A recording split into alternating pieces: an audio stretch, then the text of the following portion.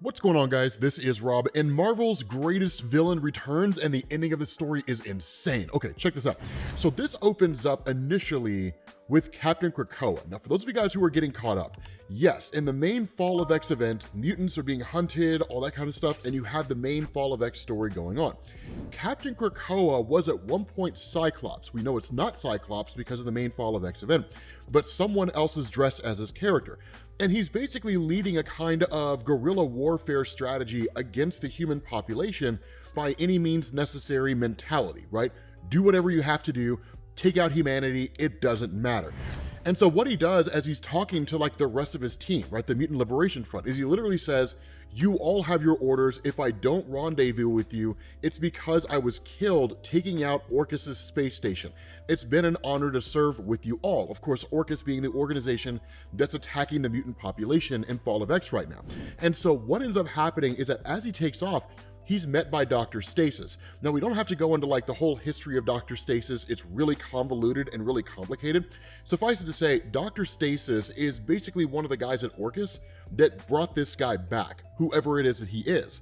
And we will find out at the end of the comic because it's insane. So the thing about this is, while they're having this conversation, the question's asked of Captain Krakoa, like, why do you need a nuke? And his response is, insurance. And so what ends up happening is Dr. Stasis reveals that he's been contacted by Ben Urich. Now, Ben Urich's a reporter in Marvel Comics, and he's like nose to the ground, hardcore. During Marvel's Civil War event back in the mid-2000s, him and Sally Floyd, I think were her name, they launched like Frontline, and they were just like telling the whole story of Civil War from like the perspective of like the average person. It was an amazing tie-in to that comic, and he's been one of my favorite characters ever since. But he's basically been digging around to see whether or not Orchis is lying in saying that like the mutant population attacked first, which is why Orchis and their forces launched their attack against the mutants on the island of Krakoa, kicking off the whole Fall of X event. We know that's not true, right? We know that like humanity attacked first, but the fact remains here that Captain America and his Unity Squad basically end up arriving at the main base of operations for the Mutant Liberation Front after Captain Krakoa is already taken off. And once they get here, of course, at that point, it's a matter of subduing everybody who's here and then finding out why it is that Captain Krakoa is looking for a nuclear weapon. Because as we covered in the last video, they already know that he's looking for one and likely already has one. And so at that point, you essentially have Wildside, who takes out Black Widow, which is kind of funny because one of the powers of Wildside, at least in this day and age, is he has the ability to force you to relive your worst memories.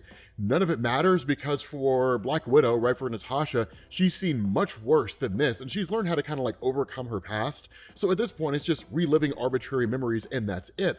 But of course, you end up having the rest of the team that take out like the Von Strucker twins. We know that Captain Krakoa was just like taking it to the Von Strucker sister, right? Like, we know that from the last video.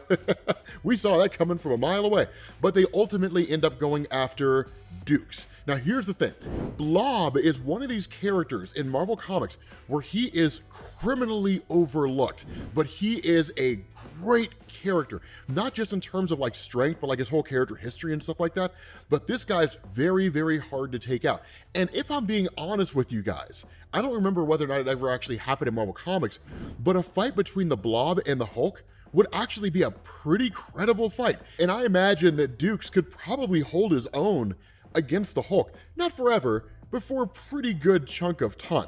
But the thing about this is that once all these guys are taken out, right, that's when the Von Strucker twins join together and use their powers. The reason why is because they're kind of like the Wonder Twins from DC Comics, right? Like, they have to be holding hands or something like that in order for their powers to activate. So basically, Psylocke comes in and does the most logical thing and just cuts their hands off, and then they can't touch, then they can't use their powers. And it's pretty gruesome, right? Because, like, there's a point where Quicksilver's like, I mean, you can use your telepathic powers to, like, keep them from feeling pain, right? And her response is like, I mean, I could, but like, I'm not going to, and just like lets them suffer in agony.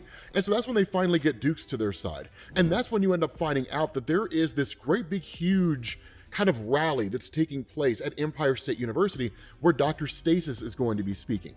And what's intended here for Captain Krakoa is to plant this nuclear weapon under the entirety of Empire State University's amphitheater, and that in effect he's going to go after the Orchis space station. The nuclear weapon is there as insurance, because if Dr. Stasis warns Orchis about what it is that Captain Krakoa is doing, he'll detonate the nuke, and Dr. Stasis will be killed, and like all those normal people will be killed.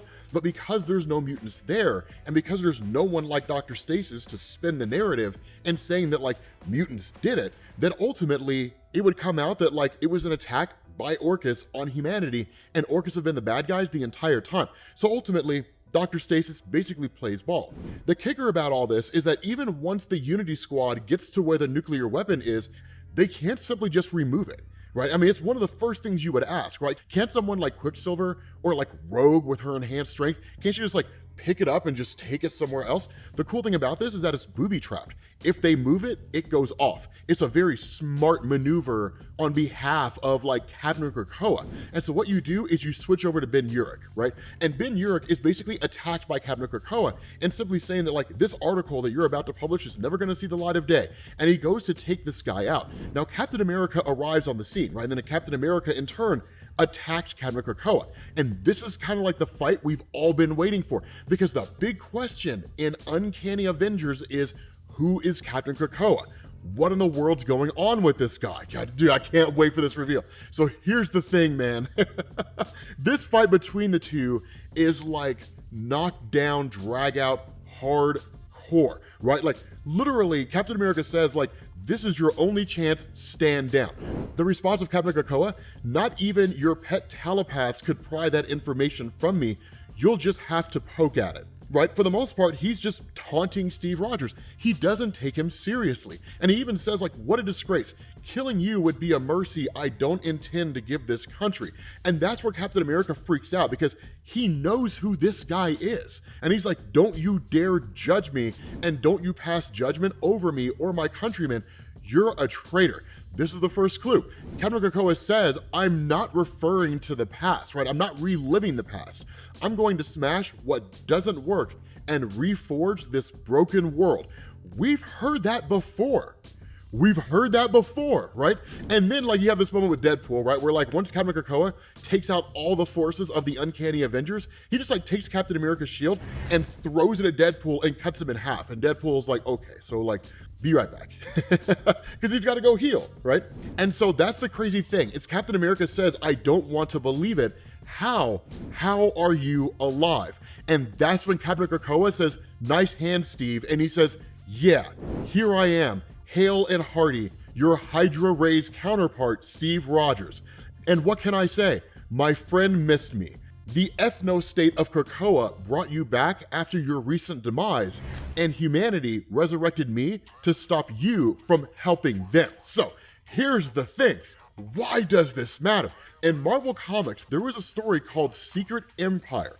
And in this story, the Red Skull technically was part of Avengers Standstill, but still, Red Skull ended up using a cosmic cube to rewrite the entire history of Captain America's past to turn him into a Hydra agent. So during Secret Empire, Captain America, with no one realizing he was a Hydra agent the whole time, had basically taken out the entirety of the superhero community in the United States, and then expanded beyond that and conquered pretty much all of North America with his sights set on the world. He was the greatest villain that Marvel ever had. It was amazing. With that being said, guys, we're gonna bring this to an end. If you wanna get caught up on Secret Empire and learn more about Hydra Cap, click this link. And if you wanna get caught up on Fall of X, click this one. I will catch you all later. Peace.